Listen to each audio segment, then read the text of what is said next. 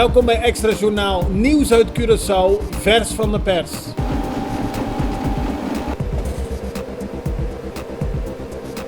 En dit is het nieuws van vandaag. Tijdens een uitgebreide actie is dit weekend 176 kilo drugs gevonden die goed onder de grond verstopt was. Dat gebeurde tijdens een uitgebreide actie van de autoriteiten. De drugs zijn nog dit weekend verbrand. Het gaat om een actie waarbij de politie samenwerkte met de douane, de Antilliaanse militie en de Koninklijke Marine. Volgens de autoriteiten was het niet de eerste keer dat er op dit adres werd gehandeld in drugs. Maar zo groot als de vangst dit keer was het in het verleden niet. Bij een verkeersongeluk te Grote Berg is gisteravond iets na 8 uur een vrouw omgekomen. Volgens de eerste berichten liep de vrouw langs de kant van de weg en stak ze over toen ze werd aangereden door een auto. Kort nadat de ambulance aankwam overleed de vrouw.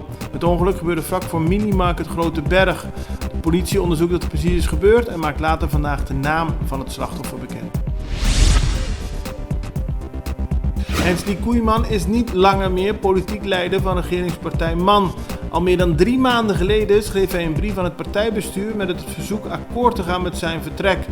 Omdat er heel veel andere dingen te bespreken waren, heeft de directie dat verzoek even naast zich neergelegd. Maar onlangs werd het daadwerkelijk besproken en is besloten het verzoek van Koeiman te honoreren. Hij blijft aan als minister van Sociale Ontwikkeling, Arbeid en Welzijn. Koeiman werd 6 jaar geleden tot leider van de MAN verkozen. De partij heeft hem bedankt voor al zijn inzet in de afgelopen jaren.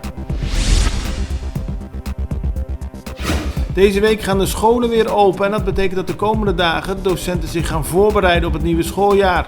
Vandaag komen docenten bijeen en zal minister van Onderwijs Merlin Alcalá-Wallee samen met minister van Justitie Quincy Girigori en hoofdofficier van Justitie Heiko de Jong een speciaal protocol ondertekenen.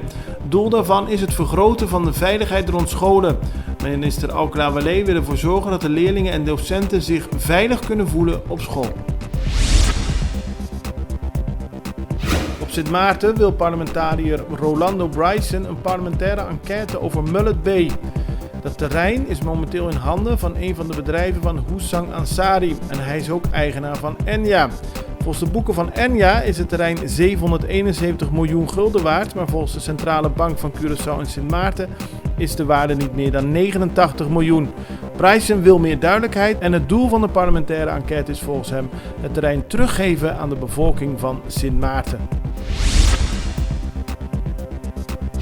Curaçaose Queen Chantilly Leito vertegenwoordigde dit weekend Nederland tijdens de Miss Teenager Universe verkiezingen.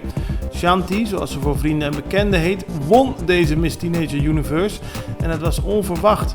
Niet vanwege haar schoonheid, maar vanwege het feit dat Nederland 2 jaar geleden ook al wist te winnen. En een land wint meestal niet zo vaak achter elkaar in dergelijke verkiezingen. De vreugde bij Queen Chantilly Leito was niet minder en zij droeg haar prijs op aan de 2 jaar geleden tot Miss Teenager Universe verkozen Lotte van der Zee. Zij overleed eerder dit jaar.